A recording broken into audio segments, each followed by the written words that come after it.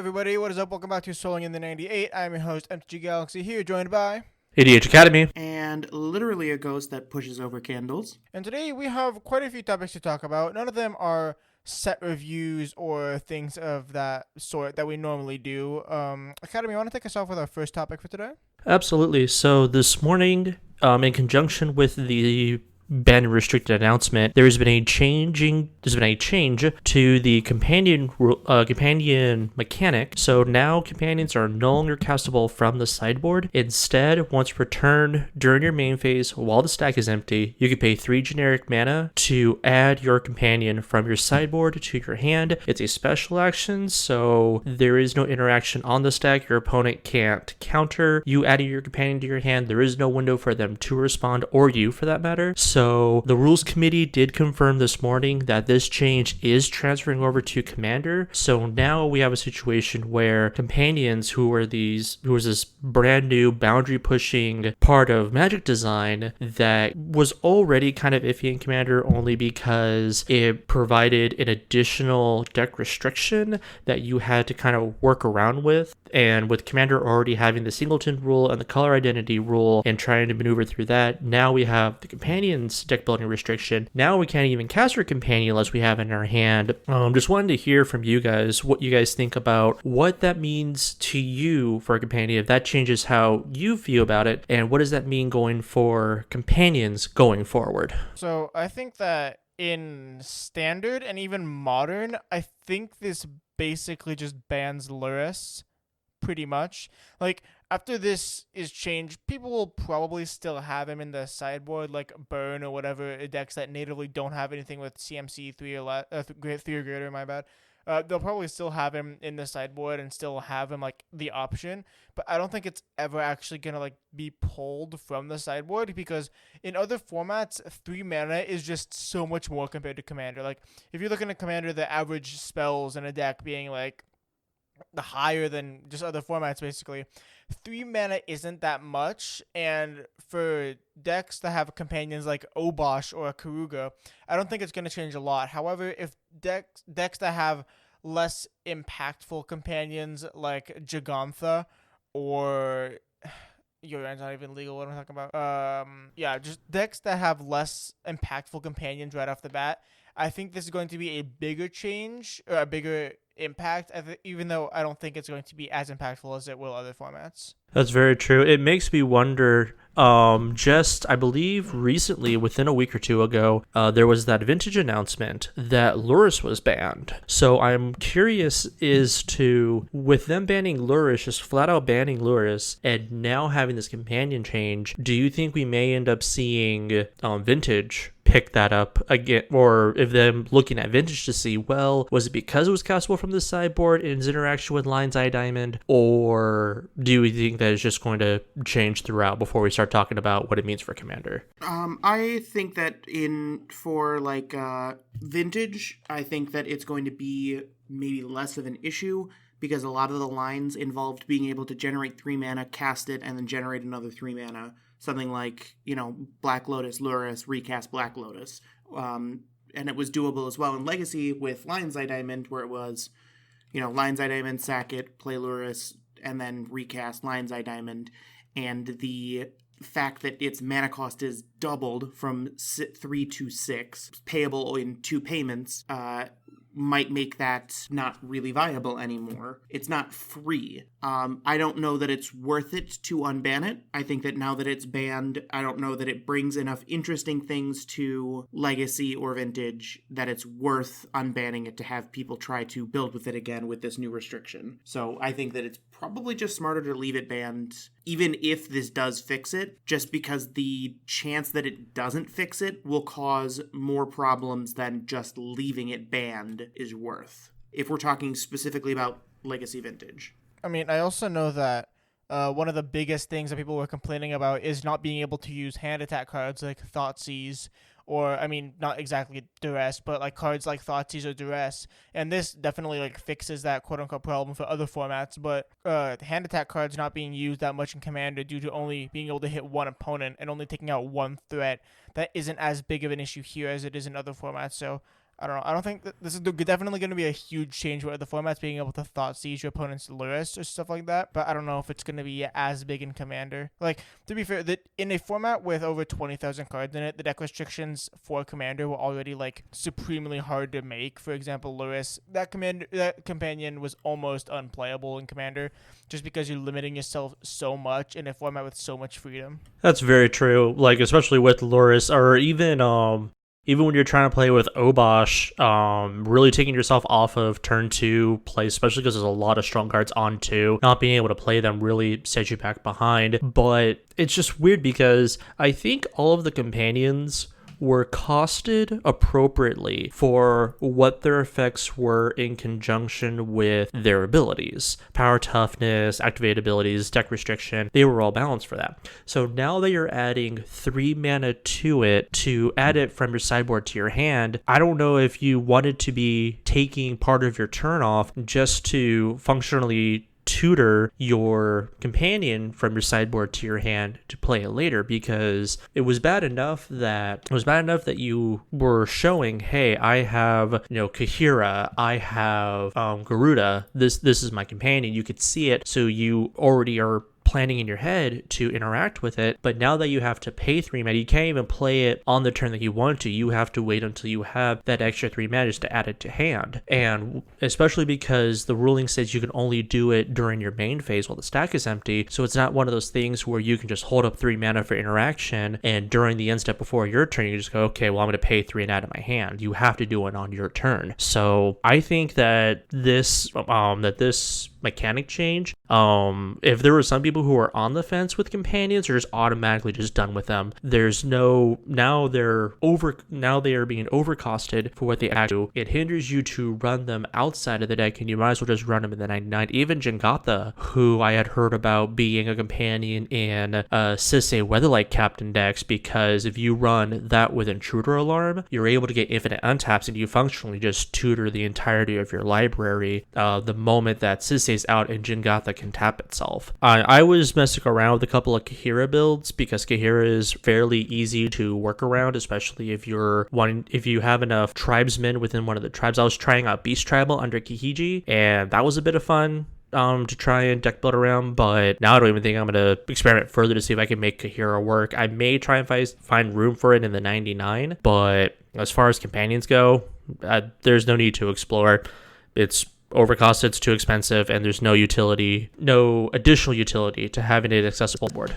I mean, but again, like, what is overcosted in Commander, right? Because look at Expropriate, like, arguably a cast it, you win the game card in blue deck, or in basically any deck. That's 9 mana. So being like 3 mana isn't much in Commander when turns go for like, when sometimes games go for like 12 to 14 turns, and people often have like 20 lands out in play, but like, is this actually as impactful to Commander as it is to other formats? But that's the very thing. You said 9 mana wins you the game. 9 mana does not win me the game with Garuda unless your deck is specifically designed with every single possible even costing clone to be able to revive off Garuda just to repeat the effect, to, I guess, Dread Return, Thassa's Oracle to win the game. Garuda doesn't win you the game. Obosh doesn't win you the game when it lands. It could push you towards winning the game, but it does not land and win. I don't believe the companions were designed to be once they land you win the game. They were designed to be, all right, this is part of your deck strategy, you'll always have access to it, so we have to give you some sort of opportunity cost to it, and if you do play it and you do build around it, it can definitely, as Lurrus have shown us in multiple formats, as Yorion has shown us in Modern and in Modern, Standard, and Pioneer, it could definitely give you a very strong benefit with that cost. But now that you have to pay 3 mana to do it, so Lurrus is now a 6 drop. Would you pay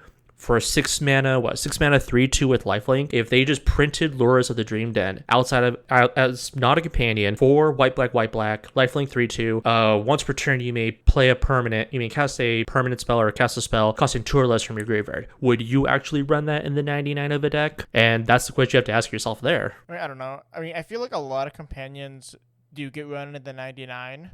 Just like, even like, I think this is kind of a good change because like it doesn't affect at all companions that are run to the 99. Like, I can still play Karuga for 5 mana if I draw her and draw a bunch of cards or whatever. But yeah, I don't know. I mean, I think there's definitely nerfs companions, but I don't think it makes them unplayable, period. I will say that I think that this change definitely makes it less exciting to try to build around them as a companion. Because I can tell you, the moment I saw this change in the rules, I thought two things. I'm like, all right, I understand that change. That makes sense to me. And then I don't know if I still want to build Obosh, because I was going to build a Mardu Obosh deck using Vile Smasher and the 5-mana Orzhov Flying Lord, whose name? Ravos the Soul Tender? Yes, Ravos. And Obosh as the companion, using stuff like Zergo the Helm Smasher and Chandra's Ignition, but having to pay 3 and then 5 to get it out. It's not quite 8 mana. It's not exactly the same as 8 mana, because you have to pay, you can pay it in installments, and paying it in installments means that you get to get it out, way before you could afford 8 mana, especially in like a Mardu deck. Being able to pay 3 and then 5 is a lot easier than paying 8. But I don't know that I'm excited to pay 3 and then 5 to play Obosh in that type of deck. Is it doable in Commander? Absolutely. And do I think that there'll still be some decks that, want to do that? Sure. But even just for, like, I was trying to build an Elemental deck, is, with Horde of Notions as the commander and Gigantha as the companion. I thought that'd be super interesting to be able to do that, be able to play that ability every turn. Is playing Gigantha for 3 and then 5 more worth it than simply just having Avenger of Zendikar in the deck? It was something I was considering when it was only 5 mana. Now that it's 3 and then 5, I don't think it's a worthy trade anymore. I don't think that is more powerful than just having Avenger of Zendikar in my deck. I think that some companions might still be worth it, but I think that, I think Zirda is, like, if you were going to play Zirda as your companion with, like, 5-color activated abilities with King Kenrith as the commander, I think that paying 3 and then 3 is still absolutely worth it for that type of effect. But I think that for the less powerful ones, it kind of just kills them outright. Can you still play them? Sure. But I don't know that it's worth it to take out the things that you will need to take out to include them as a companion. Now, the good news is, because you guys touched on this before with putting it in the 99, some of these are just interesting cards. Some of them are just fun to have in your deck, period.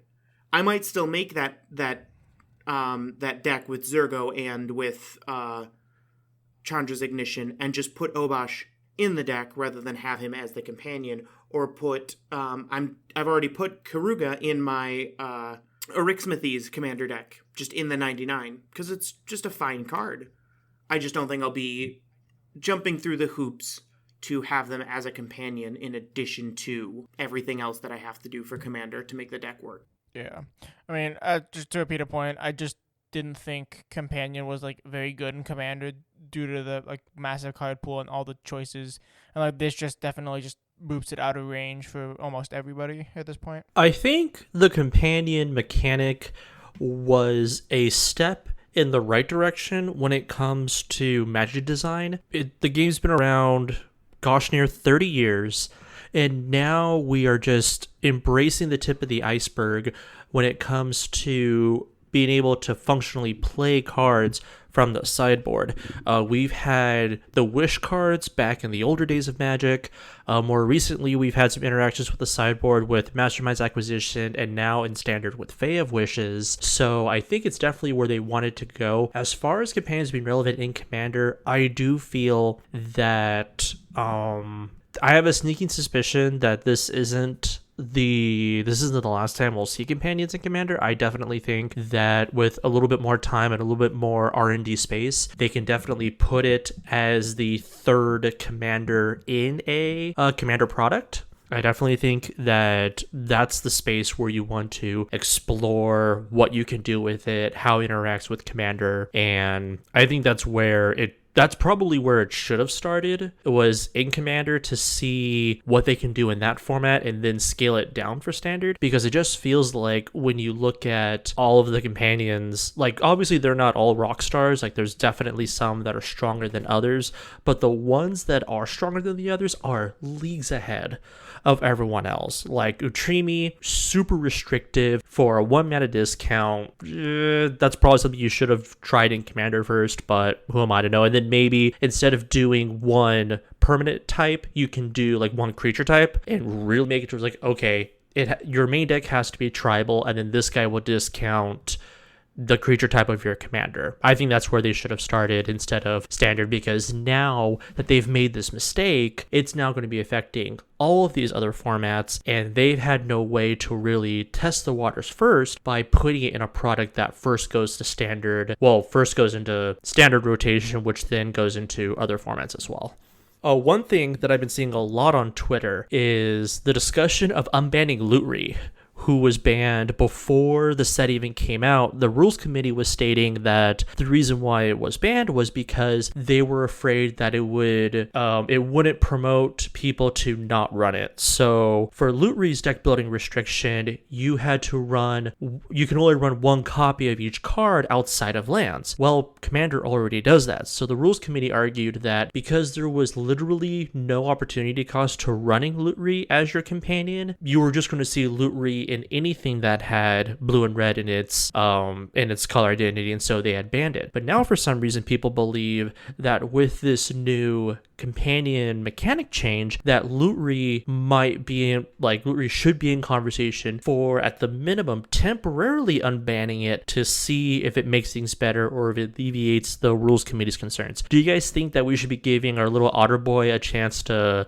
swim in the format with this mechanic change, or do you agree with the rules committee as to it literally just going to be random everything that runs blue and red? I think that the power level of the card has absolutely nothing to do with why it was banned, and I absolutely think that if they're going to stick with the idea that it's either banned completely or not banned, because they're not doing the banned as companion thing, Lutri needs to stay banned, because the fact of the matter is it doesn't matter what the power level is. Every single deck that is red-blue will run this, because there's no reason not to. There is no opportunity cost to not running it if you are playing a deck with red and blue in it. Does it cost 6 mana for it? Sure. Does that make it a lot worse? Absolutely. But there's no cost to playing it, so everyone with a red or blue deck would be wrong to not run it as a companion. That's the problem, and that's why it was banned in the first place. And if they're not going to ban it as companion, it just needs to not be playable then. So Yeah, completely agree. yeah, that's what I was thinking, and every time I saw something like that, I tried explaining that it wasn't banned because of its power level, because I mean, all it does is copy a instant sorcery you control. It's not a flat dualcaster mage where you're able to flash it in, copy any instant sorcery, and then you're just off to the races with whatever you want to do, specifically your own. But the fact that like we've been repeating, like the rules committee said, there's literally no reason why not to play it. You can literally bring your deck to your local game store when everything opens up, see a Lutri in the single showcase and go, how much is that? They tell you the price. Okay, I'll buy it. Literally pick it up, put it in your deck box, and then all of a sudden your deck has Lutri in it. So I'm just surprised that so many people are still fighting for the unbanning of Lutri. And to be honest, I think it's an emotional thing. This is the first, Ikoria was the first set where we really got to see otters being represented as a creature type. And I mean, otters look cute. Let's just call it what it is. Otters look cute. Lutri looks cute in what he's doing with a little lightning ball. So I think everyone's just wanting, it's almost as if there was like if Hachiko, the old Japanese dog of legend that waited for its owner after its owner died at the train station, if that had been printed as a card but been banned, people are like, no, bring the puppy back. So I agree with the rules committee. I don't think that adding 3 mana to it is going to fix the overarching problem, doesn't even address it. So I think that the rules committee, I don't care that it's bothersome. I think that they should just be able to do banned as companion and let people run it, because I think that people do like it. But if they're not going to do that, here's my advice for anybody that's listening to this podcast and really likes Lutri but is upset that they can't run it because it's banned in Commander. Buy an art print. They sell those. Hang it on your wall. That's what I did. I have Lutri. I'm looking at him right now. He's got his nice frame and everything sitting up there on the wall with a little foil copy of Lutri frame next to it. I got the Eon Frolicker in the same way. Got a nice copy of that framed up. And the art print framed up. Just buy an art print. Look at Lutri and talk about how cool he looks there. It's a fine substitution because unless they ban it as companion, it's never going to be legal. Because it would be ridiculous to require people to play. If you're playing blue-red, you have to pay for this card regardless of what it costs. Or you're wrong. Like, it's literally, like, if Lutri is legal, it is objectively wrong not to have it in the companion slot. And if you say something like, oh, what about 7 dwarves or petitioners, your deck is probably bad anyway, so. Wow, we are so welcoming and inviting to all of our audience members. You are wrong for not running this. Your deck is probably bad if you're not following the singleton rule. Be off with you. But hey, your deck is probably bad if you run a combination of red and white anyways, so. First of all, 1/3 of all of my commander decks are now offended. well, they can form a committee and file a formal complaint. You can file a formal complaint at us on Twitter at SR98 Podcast. If you're a red-white deck who are offended by the comments made in this show, feel free to DM us or add us on Twitter. We will definitely respond. One thing I wanted to touch about, because not many people may know the history of why Banned as Commander or Banned as Companion stopped being a thing. So in the early days of Commander, we had a mono green elf. Editor, pause real quick while I grab the full name of it. Aladamri, Lord of Leaves? No, the other cheap elf. No, he is the elf. Come on, really? No, it is super broken. It is beyond dumb. I want to get the right name. Oh, come on. Oh, is it not the mono green one? Is it It's the mono green one. Rephilos Llanowar Emissary. Green for a 2/1 elf druid. Tap, add green for each forest you control.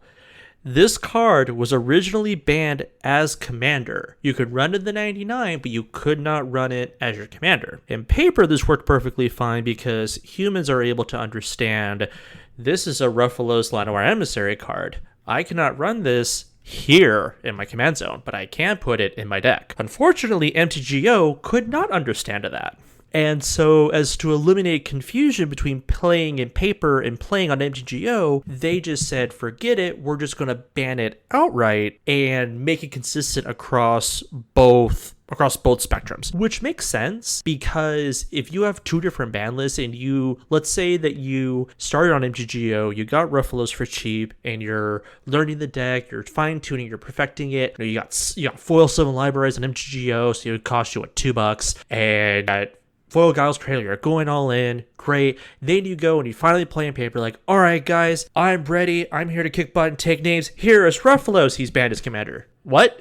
Yeah, he's banned as the commander. You can run him in the main deck, but you can't run him as your commander. Oh, well then why did I spend all this money making him? So I think if they ever put more than $10 a week into MTGO maintenance and upkeep, we might be able to get it programmed to accept banned as companion or banned as commander. But until we get that fixed, I don't think we're going to be seeing any changes in that regard. I did not know it was because of MTGO that banned as commander got changed, that they limited the banned as commander list. That actually makes me even more frustrated with the idea. I didn't ever think that there was an issue with banned as commander because I understand that there's a difference between having permanent access to a card and somebody being able to answer it at some point. But the fact that they got rid of it just because MTGO is a program that Wizards does not put enough time or money into making, what's the word I'm looking for? Worse. Usable. Is really frustrating. Functioning, user-friendly. What are some other words we can words that doesn't describe MTGO? Not to bite the hand that feeds us. It does work in the sense that an old beat up card does start and does accelerate and break. Yes, it sounds god awful every time you start it up, and it sounds like it's going to putt around and fail. Or my personal favorite is when you're trying to play a game and you lose connection to your internet for some reason, because that's been happening to me a lot. And the game just keeps on going. It's just like, okay, what's going on? disconnects you. You have approximately 4 minutes from the time that MTGO sees that you have disconnected from the game to get out of MTGO, turn it back on, load it, get back into the game, and actually perform a game action to show that you're there. The process starting from turning on MTGO to actually getting into the game takes about 3 minutes. So you spend about 30 seconds not knowing you're disconnected.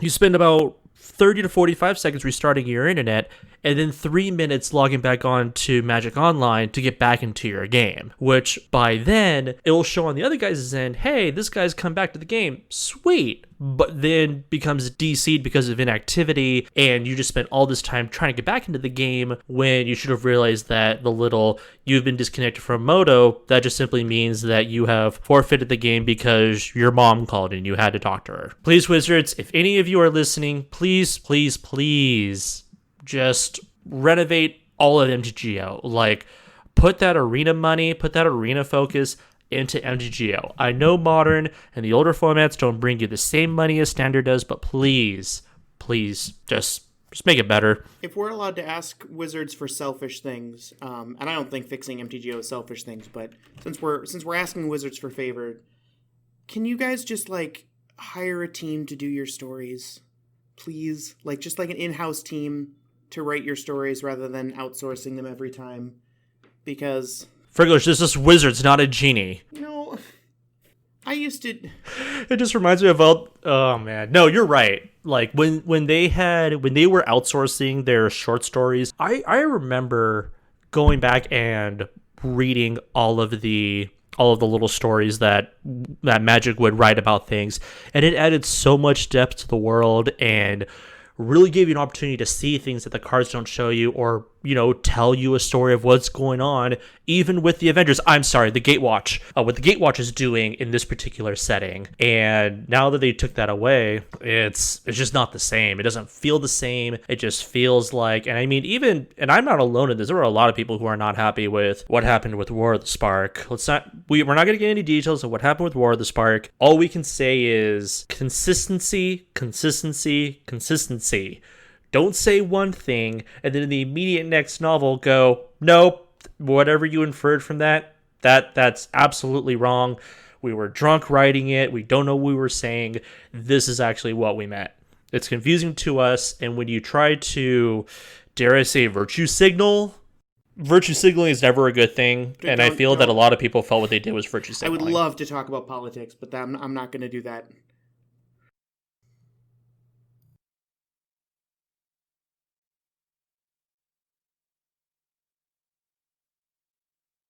On June 7th, the Commander Rules Committee made the announcement that from here on out, when a commander says they die on the battlefield, normally going to the command zone would be a replacement effect. However, now on the Commander RC's new ruling, their die triggers happen and they still get to go to the command zone on their death. This, I don't really know where we're going from here. Hello everyone, welcome back to a mini Soling in the 98 episode type thing. I don't know what we're doing. Here we have a little mini update-sode. Hi, Galaxy here with Friglish and Academy. And today we're going to discuss, for a short mini-sode, I don't know what I'm saying. We're going to talk about this change and what commanders it affects. So, the big commanders that it mainly affects are Child of Alara, Alenda the Dusk Rose, and Royalesque Apex Hybrid. As well as... So, Friglish had an interesting point. We're going to argue Kokusho. We're going to say that. You want to explain why you think that, Friglish? I think that Kokusho's ability is powerful enough because it scales with multiple opponents that there is, and mono black is not as terrible as like mono white is, that there is some, you need to pay at least some attention to the idea of being able to, cast that and let it die and drain 15 life. That's not nothing. But the thing about black is that Kokusho decks were working before this rule came into play, because black has a lot of very cheap reanimation effects. We can probably name Reanimate, Animate Dead, Dance of the Dead, and Necromancy. Those are all things costing 3 mana or less to bring Kokusho back, to then be sacrificed to Viscera Seer, Ashnod's Altar, a plethora of sack outlets. So it wasn't so much Kokusho that needed the help, but probably, as Friggles was saying, it was Yosei, the mono white one, who needed the help. So one commander that Galaxy forgot to mention is Annex Hardened by the Forge, who really, really needed this ruling to help with it, because those satyrs can't block, and so just being able to widen your board presence from it is super, super big. Rolesk, now Simic Super Friends could be a thing.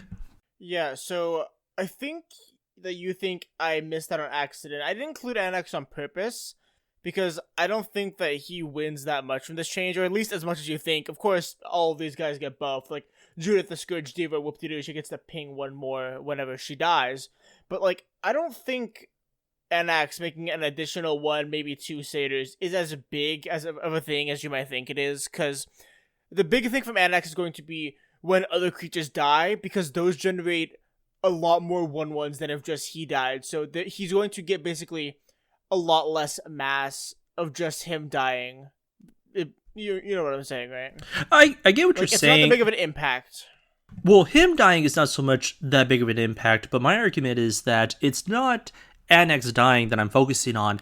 It's the amount of effort that it takes to recur Annex. So in decks that don't run reanimation or ways to be able to grab things from your graveyard, the only way you were able to die and then work it back again was to exile your graveyard. So for Annex decks, you're talking Tormod's Crypt, Soul Guide Lantern, Scavenger Grounds, and other very weird ways that you have to reserve deck space for, dedicated to, okay, once my commander is one of 5 or 6 cards to be able to exile Annex to get him back. And I think that's what made the other Kamigawa dragons less playable, is because they don't really have ways to recur them as Kaiga. I mean, once Kaiga dies and you take something, like, neat, but that's probably the only thing you're taking for most of the game, unless someone gratefully exiles. Yugen has Eternal Witness effects. They have reanimation, but they are expensive. They are very expensive to cast. I think the cheapest is Resurrection at 4, but Defy Death and Miraculous Rebirth are on 5. And Yosei is a 6-drop, so you can't just Sun Titan it back or Bishop of Rebirth it back. So I think it's an overall good thing that we got this rule. It only affects a small number of commanders, but now the big question that's on people's mind is, what does it do about Child of Alara when it dies, destroying all non-land permanents? Do you think that we're now going to see this surge of Child of Alara decks come into local metas because 5 mana, kill it, blow up the world, pay 7 mana later on, and it's immediately back? No ramifications whatsoever. If it encourages people to play more board wipes in some of the circles I play in, sure, I'm down with it. I don't think people play enough removal, let alone too much removal. Okay, so the thing about Child of Alara decks, one of my friends has a Pauper Child of Alara deck, which is Child of Alara and then all commons. And the way his deck works is there are probably around 25 cards that read similar to Disentomb, which is just return target creature card from your graveyard to your hand. And he just does that over and over, and then he has another, like, 25-ish cards that are, like, as an additional cost to cast this, sacrifice a creature. Ultra's Reap? I forget what it's called, like, I know there's a 2-mana sack a creature, draw 2 cards, or whatever, something like that. Yeah, Ultra's Reap. And so, what this does is, this makes it so you have a repeatable, non-land permanent-based board wipe that basically locks the game down, and in my opinion, isn't really that fun to play against. So if this makes it even more accessible, then I don't know if I like it that much. Again, I'm not saying that we shouldn't have this rule just because of this one specific card, but I'm saying I don't like that we're going to have more Child of Alara decks.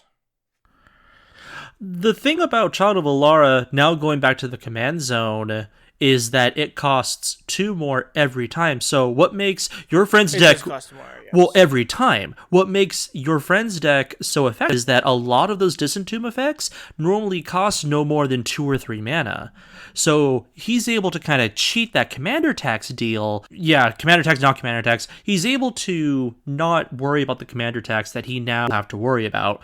I don't think his deck changes at all, because if he's running 25 effects that bring things from the graveyard to the hand that cost 3 or less, his deck's not changing. There's no reason to unless he doesn't have it, or he's in a situation where everyone else is too fast and it's just easier to pay the 7 mana to bring the child back. I don't think we're going to see a surge, only because we keep forgetting that Child of Alara is a 5 color commander, and it could be very easy without a very expensive mana base to just flat out not be able to cast it, because Chromatic Lantern dies to Child of Alara as well. So I feel like there's a lot of work to try and make that deck indestructible. Literally, Mycosynth and Darksteel Forge. So I think there'll definitely be some. I think we'll see an increase, but I don't think we're going to see this doomsday scenario where every one of their moms like, I need a foil Child of Alara from the Vault on Annihilation, and I have to now run this deck. Well, why? Oh, because it goes to the command zone now. I definitely think Kokusho is something to worry about. I think Rolesk is kind of a sleeper with this one, only because there's a lot of good green and blue planeswalkers, Jaces, Nissa covering both colors. 2 Tamios are in that color range, and with Rolesk dying and going back to the command zone, proliferating twice, here adding counters onto it double season, like, I think if anything we'd be worried about Rolesk making Simic Super Friends being a thing, because blue has a lot of creature bounce, and that's just as good as rats in some people's books.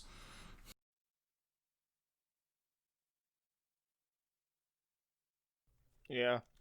I think the biggest win out of all this is Elenda. And I know you're going to say, yeah, Black already had reanimation effects, blah, blah, blah.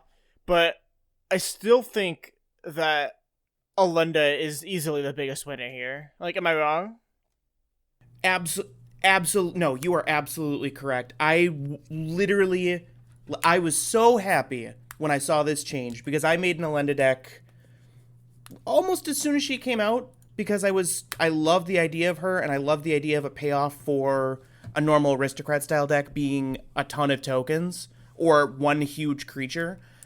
There are a lot of times, and I put almost every single playable reanimation spell I could into the deck, and I mean like including like the 5 mana Amonkhet Liliana Planeswalker that's just -3 reanimated creature. I put everything into this deck to make sure that I could get Elenda back when I needed to, because she would always have to die.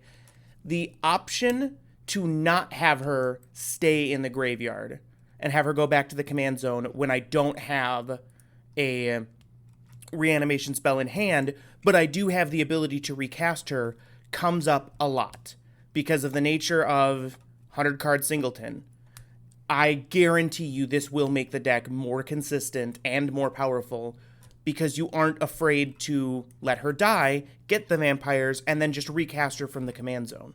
I actually was in agreement with Galaxy on this one that Elenda is easily the biggest winner, only because Black-White is such a sacrifice-heavy color pairing that it made sense for Elenda to have this when creatures die matter type of effect on her, but to have the inherent rules of Rule 7, which is the rule that deals with the replacement effect of commanders never touching the graveyard when they die. Having seen that, and in fact, in the article that's going to be in the description, talking about why they changed the rule, Elenda was the specific reference that they made, because apparently there was someone on the Commander Advisory Group that had an Elenda deck, or it was either someone on the, I think it was someone on the advisory group, because I think everyone in the RC knew it didn't work, but someone of the advisory group didn't know the deck to play, and they had to tell him, yeah, that's not how it works. Like, Elenda trick won't work. And apparently there were, I guess they referenced that several members of the CAG did not know that death triggers work, but I mean, it makes sense, because if you're playing a casual group and you're not constantly exposed to and consuming Commander content and playing a lot of games, like back before the pandemic hit, I was playing like maybe anywhere between 8 hours to 16 hours in paper, depending how many days I played. I was playing 8 to 16 hours of paper a week regularly.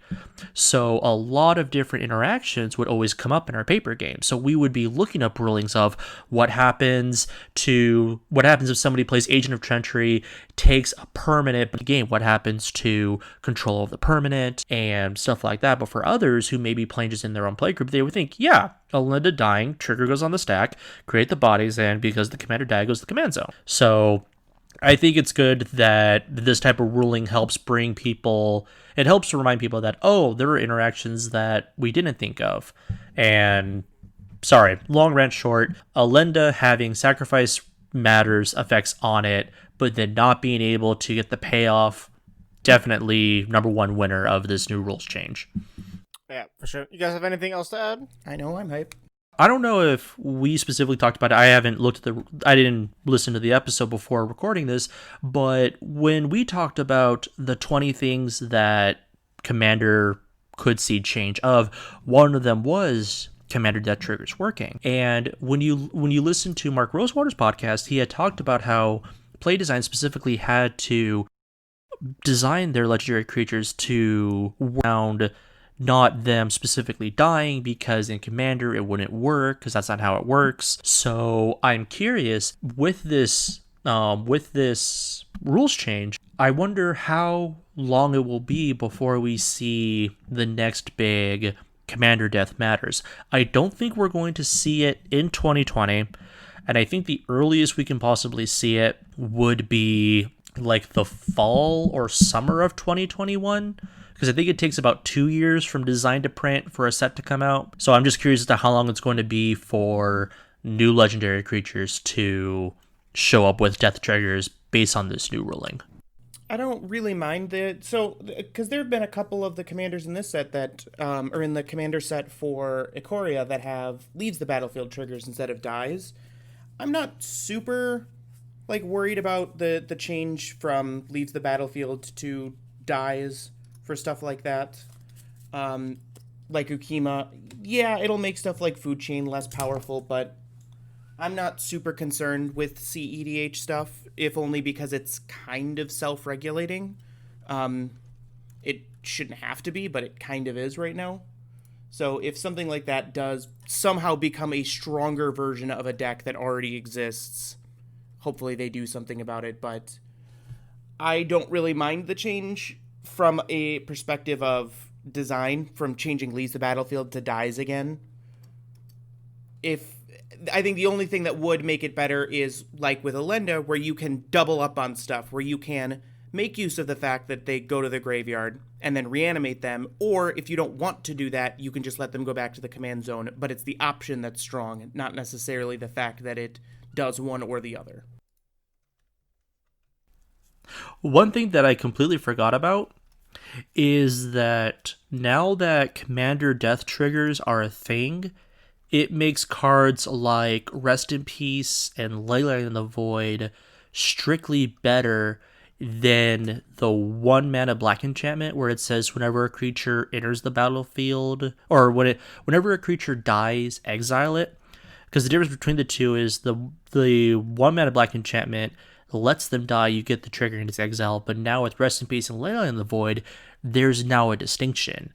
And now there's no need to go the cheap route. You just play Rest in Peace or Leyline in the Void, and that could, alter your card choices if you're in those colors and you're dealing with your Royalesque or your Alinda or your Child of Alara. Like now, Rest in Peace and Leyline in the Void hold more weight, I guess, and that it will prevent those triggers from going off. Wait, did they rule it that way?